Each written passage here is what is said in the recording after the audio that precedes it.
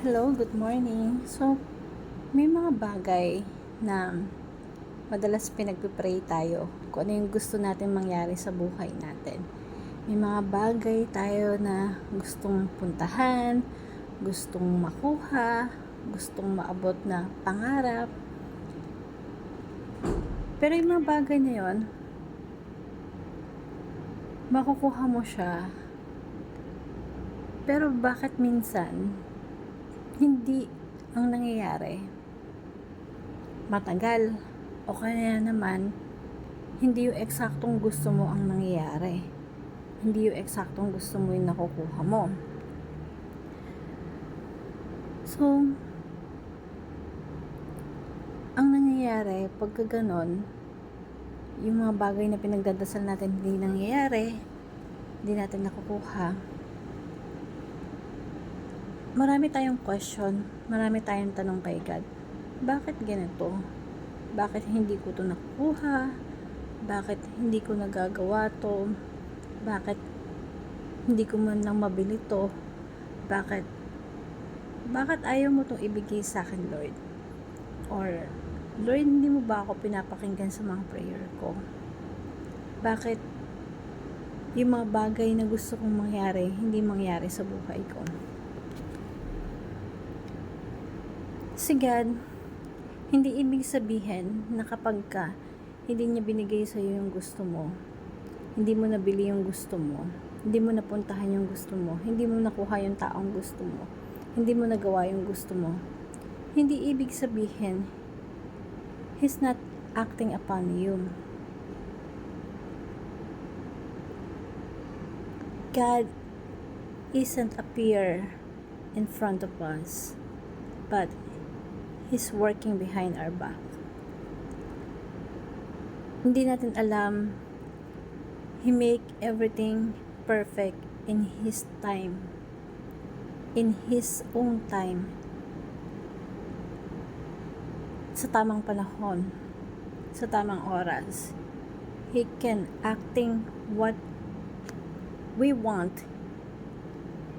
He acting in behalf of us, but in the right timing. Kailangan lang natin matutong magtiwala. Kailangan natin matutong maging patient sa mga bagay-bagay. At higit sa lahat, kailangan mong ipagdasal sa Kanya lahat ng bagay. Pag sinabing ipagdasal sa Kanya lahat ng bagay, hindi ka maglilin sa sarili mong kakayanan. Hindi ka magdidepende sa sarili mong kakayanan na magagawa mo, makukuha mo yung pangarap mo dahil sa sarili mong gawa. Pag sinabing when you trust Him, siya yung pinagkakatiwalaan mo ng lahat-lahat ng bagay sa buhay mo in behalf of you. Nahahayaan mong siya yung gagawa, siya yung magdi-design in the will of Him, not in the will of you. In God's perfect timing. Kasi pag sa atin, dumepende tayo sa sarili nating gawa. Kadalasan nangyayari, nagiging palpak lahat ng bagay. Kadalasan, napapahamak tayo. Kadalasan, nasasaktan tayo. Pero when you trust God, na hinayaan mo siya, inalaw mo siya working behind in your behalf, na kahit anong gusto niya sa buhay mo, yun ang masusunod. You trust His works in your life. Lahat magiging magaan, lahat magiging maayos because you are in the right hand. Kailangan mo siyang pagkatiwalaan na kung ano yung gusto niya, yun yung mag-work sa buhay mo. Minsan mahirap yun kasi nasanay tayo mga tao na dumepende tayo sa sarili natin. At lalo na kapag wala kang Diyos o hindi mo inaalaw siya sa buhay mo, mahirap yung mga bagay. Ang hirap isipin na ikaw lang yung nag-work sa buhay mo. But when you depend on Him, God allow everything to happen in your life trials, sacrifices. God allowed that. Why? Because He wants you to depend on Him. He wants you to turn His back and ask His help.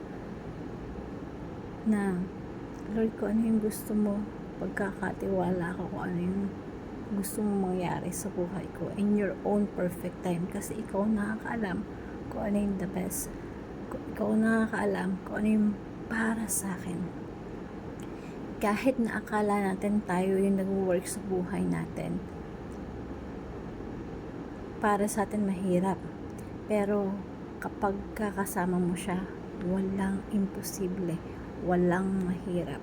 Lahat pwede, lahat kaya, lahat possible. Ang kailangan mo lang, you have to turn in His back and trust Him. Trust Him na He's working in behalf of you in all aspect of your life. Decision making, lahat-lahat, bigay mo sa Kanya. Kahit yung worry mo nga bigay mo sa Kanya. Kahit yung sakit mo, bigay mo sa Kanya. You have to trust Him because He knows everything what is right for you. Hope this simple motivational talk every one of us learn. Thank you everyone and God bless. Turn His back. Trust Him. He has the right time for you. He has the right time for us. Let Him working in behalf of you. Thank you everyone and God bless.